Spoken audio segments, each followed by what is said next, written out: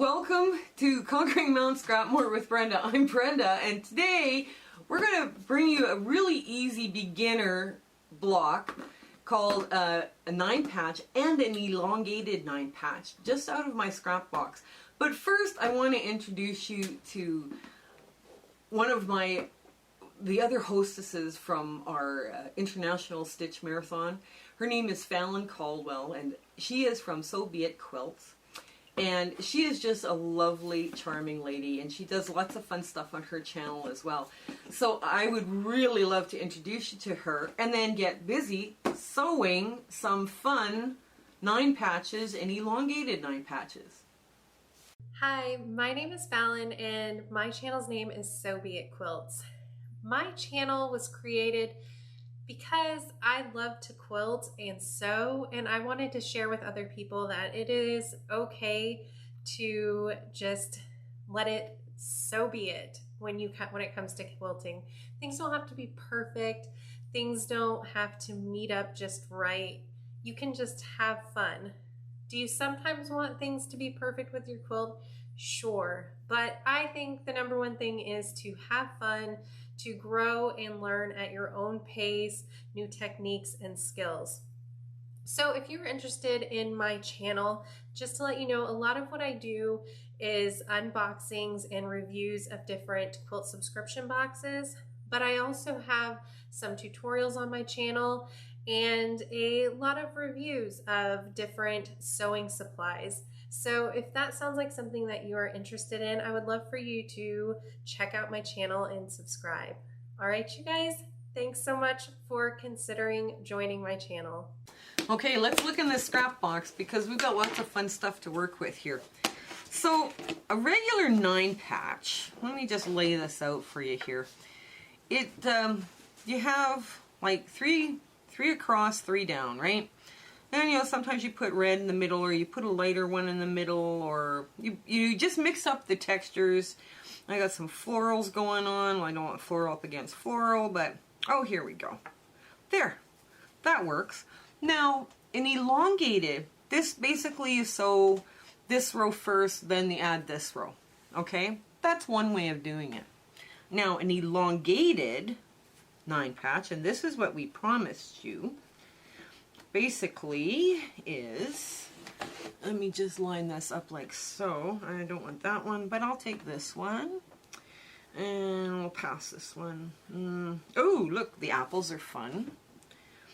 So, oh, this is kind of cool too. It's kind of a wintry mittens scene. Oh, let's get some florals in there. Oh, this is cute. This is cute. Oh, let's get a pink. Let's get a bright pink and a dark. Do we want a Christmas one? Or do we want yet an... Oh, here we go. Nice. So let's go like this. So that would be an elongated 9-patch. So it depends on what size your scraps are, what you're able to do, right? So now this is going to create a rectangle, but this one's going to create a square. Don't discount doing a quilt of rectangles, because you end up with some very beautiful results. So let's just sew these up real quick and we'll get them, and then you'll see what I mean. So I'm just rolling these through. Oops, oh, my foot fell off. That would have been bad. Okay. Yes, things like that happen. This is an old machine. Okay, so we're just going to put these together just like so. Okay, this, oops, goes like this. I kind of like that poppy fabric. Nice bright hit of red in the middle. And just like that. Very typical 9-patch, right? So we're going to take these now and we're going to roll them out. One of the things with these very traditional blocks, you can put some really interesting stuff together and have it look great. That's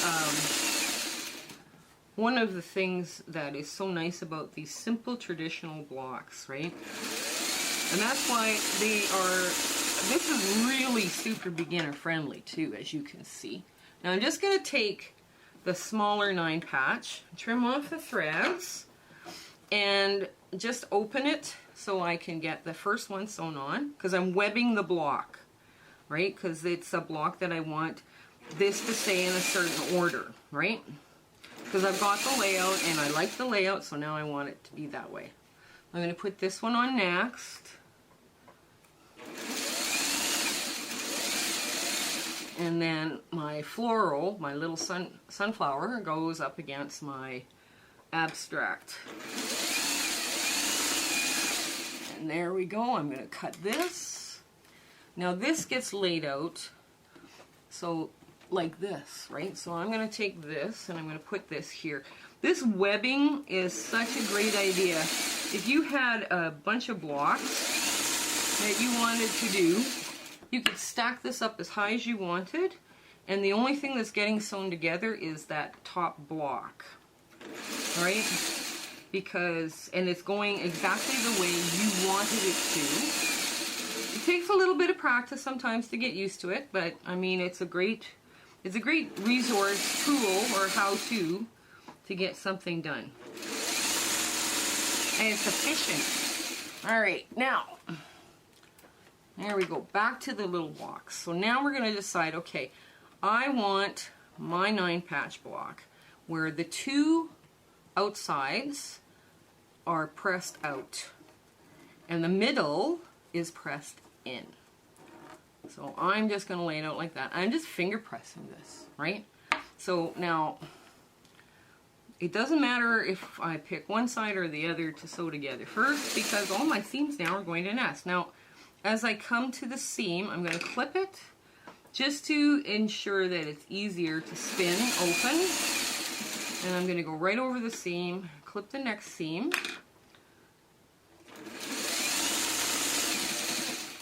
Now, I'm going to line up that edge.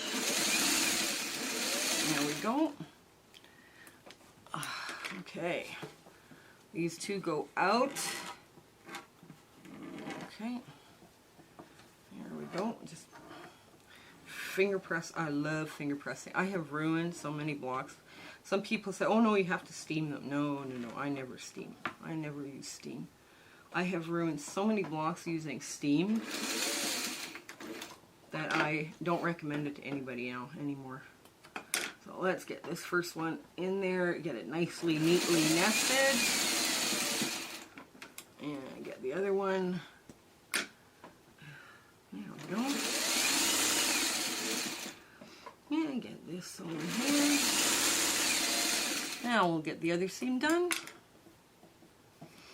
And there we go.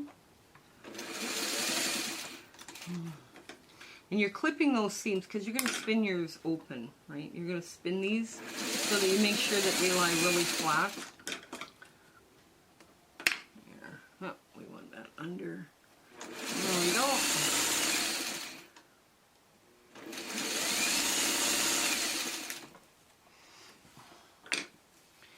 Now, if you wanted this block to measure 12.5 square, you'd have to make an exact different block again.